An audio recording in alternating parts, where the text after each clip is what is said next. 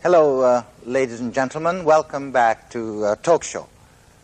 A week ago today, Professor Curtis of Columbia University and I discussed the worldwide phenomena of both political and administrative sclerosis, which has come increasingly to the surface around the world.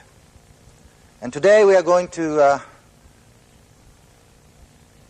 discuss the subject of Japanese studies in the United States.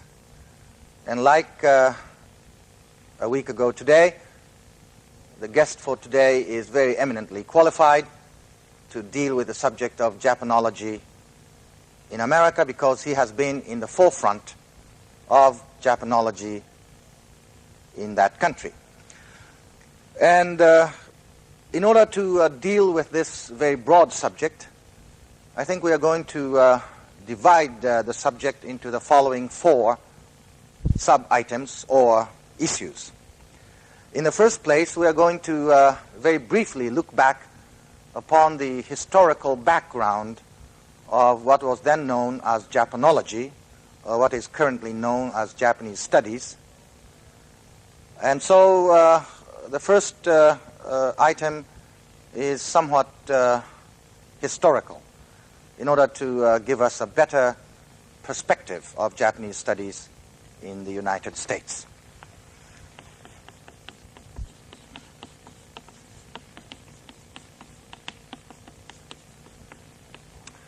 Then, in order to elaborate on this first item of historical background of Japanology in America, we are going to address ourselves to the very gradual yet very conspicuous shift of emphasis seen in the academic pursuit of Japan in the United States.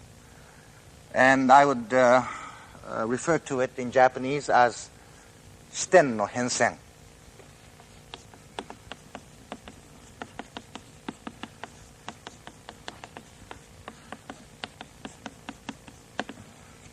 Shift of emphasis, or shift of angle, perhaps. And the third item is very closely related, both to the first item and to the second item. And I would refer to it in Japanese as yokowari versus tatewari.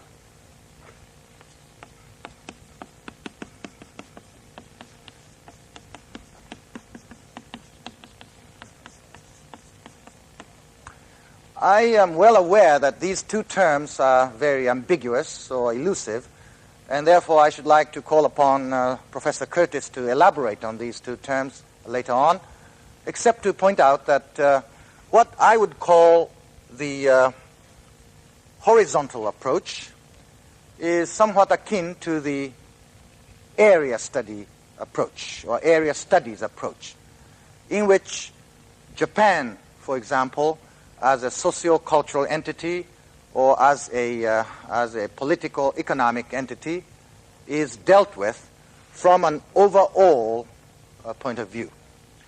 Whereas the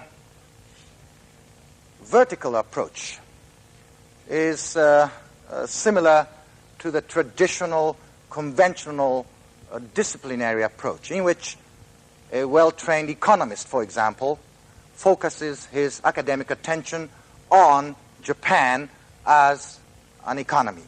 A political scientist like Dr. Curtis addresses himself to Japan as a political entity from the standpoint of political science.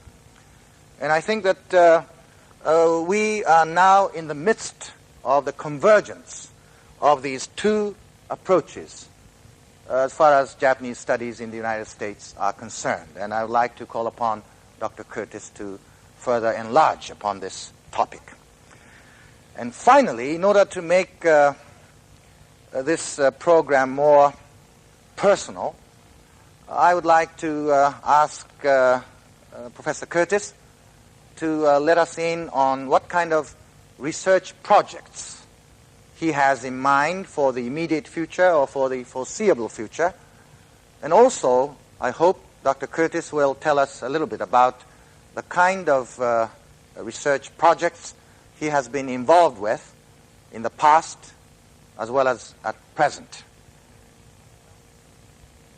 Well, this is the overall format that I intend to follow during the rest of this half-hour show. And, oh yes, before I forget, I have to put down on the board the last item in Japanese, lest you think that I purposely omitted it.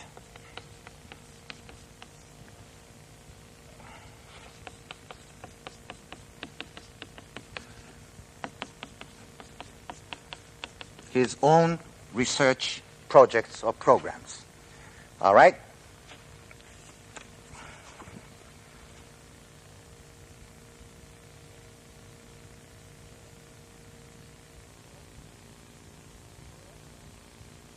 Hi, Jerry. Hello. Welcome back to our show. The first question, not really a question, but a request. Would you give us a brief historical background of Japanology in America? Sure. The study of Japan really got its start in the States in that period between the First and the Second World War, when there were a large number of missionaries in Japan. And either those missionaries themselves or their children went back to the States and tried to, in an academic fashion, spread information about Japan. And some of the real pioneers in the field of Japanese studies in the U.S. come out of that background, so-called first generation. Yes. Ambassador Reischauer or Professor Hall at Yale and Dr. Barton, Hugh Barton, who's at Columbia, and several others were sort of the early pioneers. But it was a very small group of people. I see. And then with the coming of the Second World War, there was a tremendous emphasis placed in military on training Japanese language officers. And so through that period of the war, several of the people who are now extremely well known as Japan specialists got first introduced to Japan, spent a couple of years here during the occupation, and have continued to be involved in Japanese studies. Professor Keene of Columbia? Just at Columbia alone, Professor Keene, Professor Morley, who was Professor Passon, just about everybody in the 40 to 50-year-old age group came into Japanese studies that way. And you yourself belong to the third generation. I guess I've been typed as being a member of the third generation. And I guess what the third generation means is that these are people who didn't get into Japan through military service. And even after the war, with the Korean War and the like, people would come here for rest and recreation. They'd be stationed here in the military. We tend to type those people as second generation, even though they may be younger. My generation, or the types of people that went into Japanese studies like myself, didn't have any military experience, really didn't know much about Japan before we got into the subject, and usually got into it for a variety of rather coincidental reasons. Either, as a poor student, particularly in the early 60s, poor student not knowing what he wanted to do. There was a tremendous amount of fellowship support available for people who would study Asian affairs. During the Kennedy administration, since unlike today, there was a great emphasis placed on training people who were specialists on Asia. I happened to come into Japanese studies that way. So the third generation sort of came in a different fashion. but yet then became very much involved in Japan as a country, as a subject, and spend more or less spend most of their time about Japan. Now I still think of myself as being a young person, but already I'm now an old timer because there's a fourth generation. And one of the problems is every generation starts off by criticizing the preceding one. So now I am suffering the fates of hearing the fourth generation younger fellows tell me what's wrong with the third generation scholarship. But there is a fourth generation. I see. And who emphasize much more the disciplinary approach. Japan is a case study kind of approach. So that basically is the stream of developments. And one other thing to mention in that historical stream is that the number of people in Japanese studies has increased with each generation. That's interesting. Which is a very useful, that's a very encouraging thing. But talking slightly in personal terms, before you went into Japanese studies, you were trained as a jazz pianist. Am I right? That's right. But obviously I wasn't good enough, otherwise I would have stayed with it. What, in your opinion, Jerry, of the basic weaknesses and strength of the third generation breed of Japanologists in America? Well, it's difficult to say since I'm one of them. We tend to be modest about our strengths and ignorant of our weaknesses. But I would think the major one of the characteristics of my generation of specialists or students of Japan is that we still are very strongly involved in trying to look at other aspects of Japan that affect its politics, say as a political scientist, rather than a narrow disciplinary approach. And I think unlike the earlier specialists, because of the schooling changes in general university education in the United States, we have a rather deep training in disciplinary fields, but not as much as the next generation that's quickly catching up behind us. So still a strong area expertise or interest but with a stronger disciplinary interest than previous specialists as a rule, but not as well trained as my students. So your generation, the third generation Japanologists are not as well trained as the fourth generation specialists in respective disciplines. In what way? In quantitative ways or what? It differs by discipline. Surely. For instance, in economics, all second, third, and fourth generation are good economists. Professor Patrick at Yale is second generation. Professor Saxonhouse at Michigan is third generation. Very fine economists. What about Professor Lasovsky? And Professor Lasovsky at Harvard is also now chairman of he was chairman of the economics department, now dean of the faculty at Harvard. A very fine scholar, plus a Japan specialist. But I think in sociology, political science, anthropology, in those fields, partly it's because of the changing nature of university of the disciplinary training. But my generation, particularly at Columbia, was trained in rather traditional political science tools, techniques, with little emphasis on quantitative approach, which I find personally congenial. I don't particularly go very much with behavioral political science. But nonetheless, this new generation is very adept at dealing with statistics and so on and so forth. But the generational gaps, I think, are becoming much smaller now. Most of the third generation people go back to summer school to learn quantitative methods, and the fourth generation is still struggling to learn the Japanese language. So there's a meeting ground there, which I think we're approaching. And that is, obviously, the goal is somebody who is well-versed in Japanese affairs, can speak the language, can handle the tools of political science and sociology comfortably, and can relate Japan to the rest of the world. I think that you have very succinctly portrayed the second item on our agenda, that is the shift of emphasis. So this time, let me ask you this question. To what extent can these Japanese American experts on Japan influence the American foreign policy, for example, vis-a-vis Japan? This is a very difficult issue. One of the problems is that specialists on Japan tend to talk to each other. It's a relatively small group of people, but we spend most of our time writing articles that our other specialist friends will read, and very little time writing for a broader audience. And it's, I think, an issue that has come to be of great concern to specialists in the field.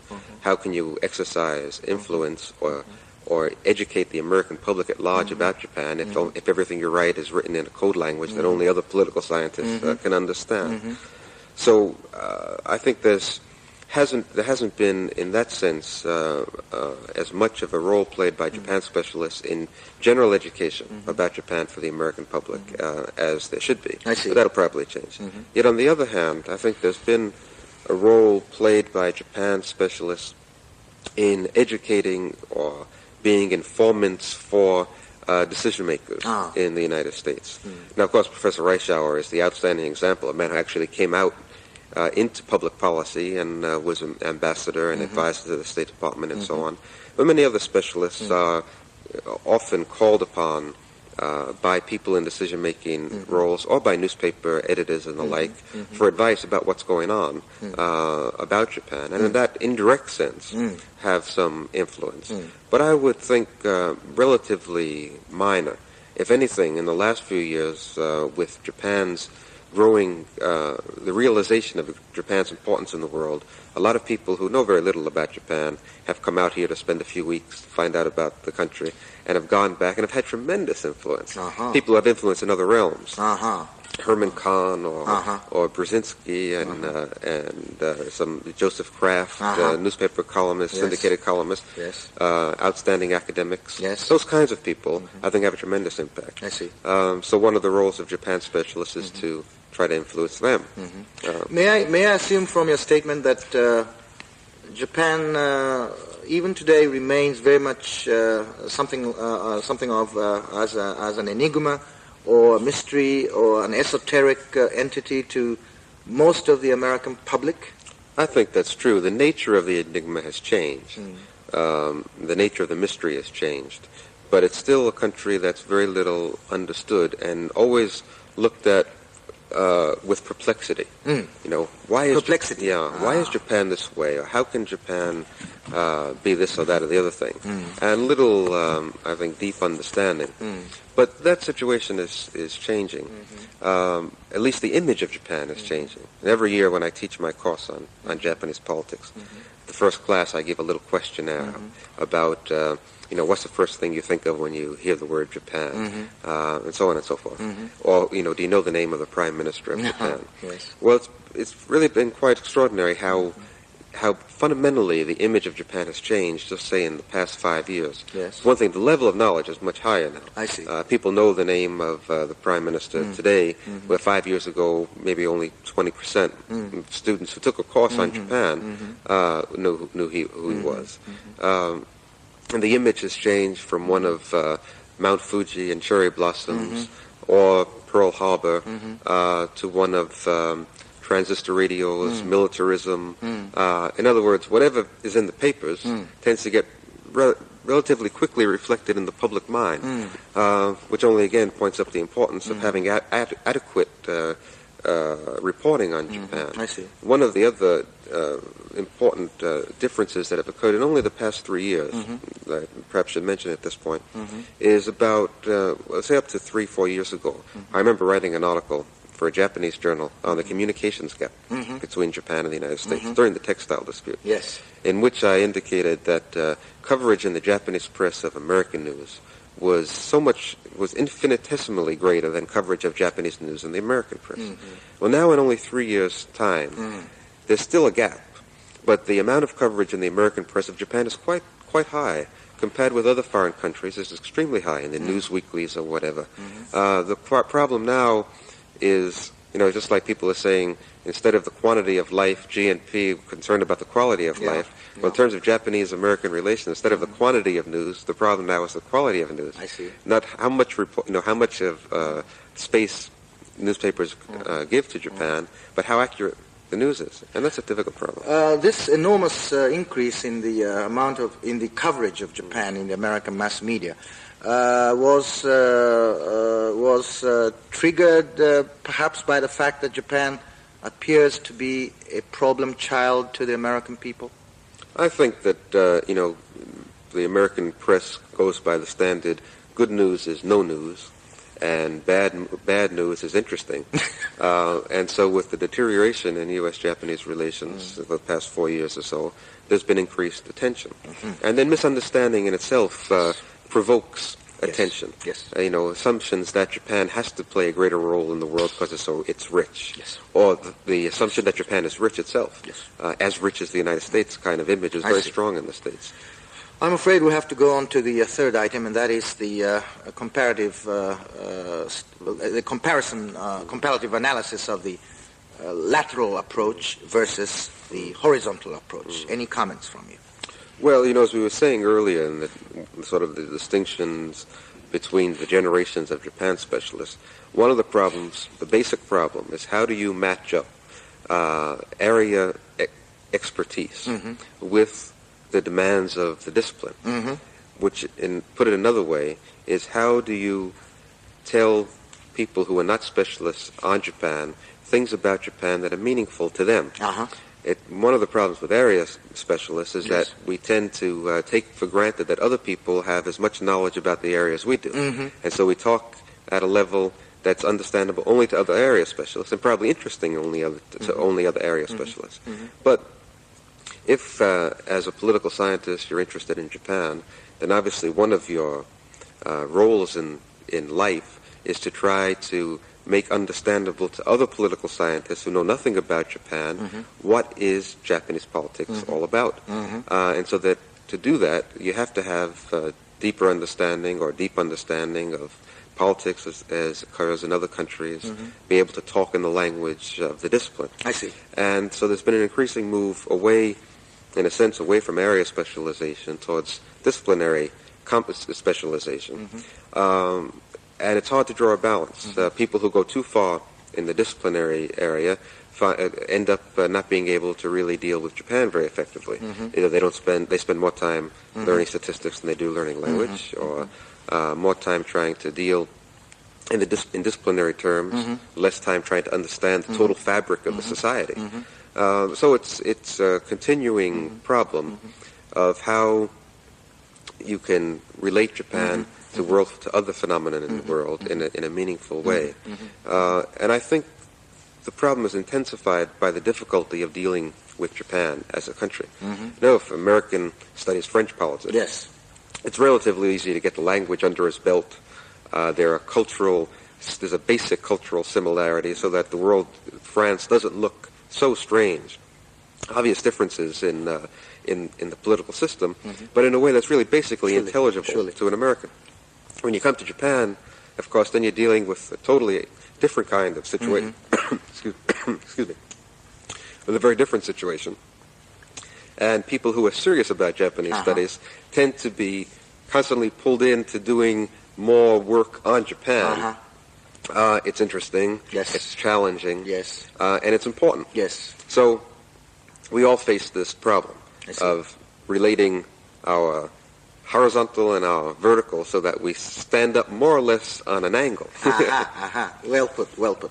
Well, talking back about the growing interest in Japan on the part of the American public, I'm certainly encouraged to hear what you have just said, because about 5 of us will have completed a tour of the United States for a period of about 20 days, visiting different cities and giving talks. By the time this program goes on the air, I think we are going to leave Japan in late September, and we'll have completed a tour of about 20 different cities, giving lectures and so on. And this, what I call caravan, is going to consist of an economist, a political scientist, an anthropologist, and a couple of businessmen.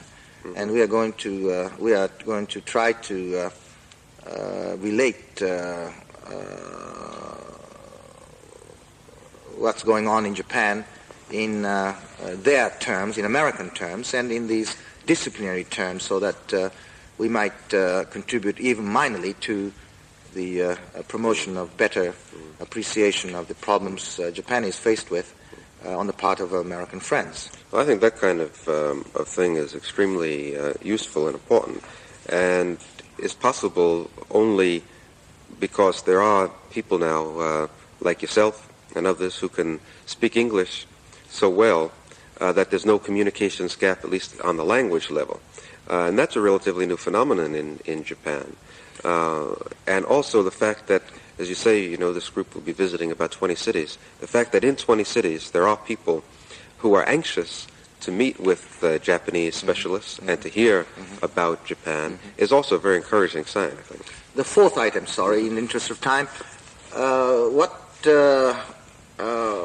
kind of research projects are you thinking of engaging yourself in the future? And tell us a little bit about what you have been doing all along, particularly in connection with your book and with your study concerning the business community of Japan. Well, as you know, that book, Election Campaigning Japanese Style, was my PhD dissertation at Columbia University.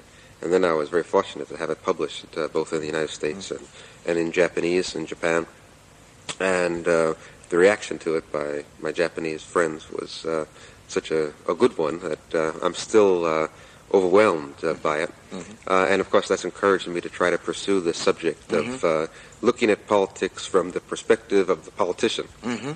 In other words, how do men go about trying to be elected to the Diet? How do they go about trying to get power? How do they exercise it? Yes. That kind of approach is one that continues to interest me. And I followed up that study with a number of short studies, one of which I'm still engaged in, which is a study of the business community in Japan, the so-called zeitgeist. And I hope to complete that in some sort of a small book. And my largest grand scheme for the next couple of years is to go to Europe next year and just spend a year as a student studying European politics and European-Japanese relations, and then coming for a second year right after that to Japan and doing some large comparative study of Japanese politics compared with Europe and the United States. Well, Jerry, it is certainly my hope that you will continue to benefit us with your very objective insight into both the weaknesses and strengths of Japanese politics as an unbiased, very objective, perceptive observer. And finally, I don't think we have any more time left, but would you say just a few words in Japanese to show the audience that you are so well versed in our language? しかし国広先生に向かって日本語を話すのは恥ずかしいですから、あまり話しませんけれども、要するにアメリカでの日本研究を私も一人としてずっとやるつもりだし、日本研究をやる方が多くなると思うし、同じように日本ではね、アメリカ研究を、勉強なさる方が多くなればいいとは思いますけれどもね、まだ日本のアメリカ研究はどっちかというと、ある意味ではアメリカの日本研究ほど進んでない事実があるからね、お互いにもっとその国を理解する必要があるから。いや、どうもありがとうございました。ということでですね、今実は川内さんに日本語で話をしていただいたのは、英語を勉強しておられる皆さん方にとってですね、川内さんが全然その準備なしに、全くのそのオフ・ザ・カフ、つまりエクステンポレーニアス、つまり即座にですね、日本語であれほど、明確に自己を表現なさったと、いうことを知ってですね、おそらく大変勇気づけられるのではないかと。つまり川内さんは日本語の勉強に志士として精を出してこられたと。その結果ですね、ただ単に話すというだけではなくて、実にこの見事に日本語を書かれる、あるいは大変に難しい日本語の書物をもですね、自由に読みこなすことができると。それほどのその日本語の能力をですね、政治学者としてのご専門と兼ね合った形で、身につけてこられたと。そのことは我々にとって非常に大きなこの勇気を与えられることだろうと思うんです。で、いつもの番組もそうですが、今日の番組もですね、あらかじめ簡単にこんなことを話しましょうやというお約束だけはしておりましたけれども、全然その決まったこの何かこうスクリプトを読むとか、それを暗記するとかということでなしにですね、オフ・ザ・カフ、エクステンポレニアス、極めてこの自発的にと申しますか、その自発的にというよりもむしろ即座的にですね、お話し合いをしてきたわけでして、これが私どものトークショーの一つの何と言いますか目標でもあるわけです。つまり内容のある事柄についてかなり自由自在にですね、即座的に話をする、それをお聞きいただくことによってただ単にその英語に習熟なさるということでなくて、内容についてもですね理解を深めていただきたい、こういうのが私どもの目的であるわけです。どうも長いことご清聴ありがとうございました。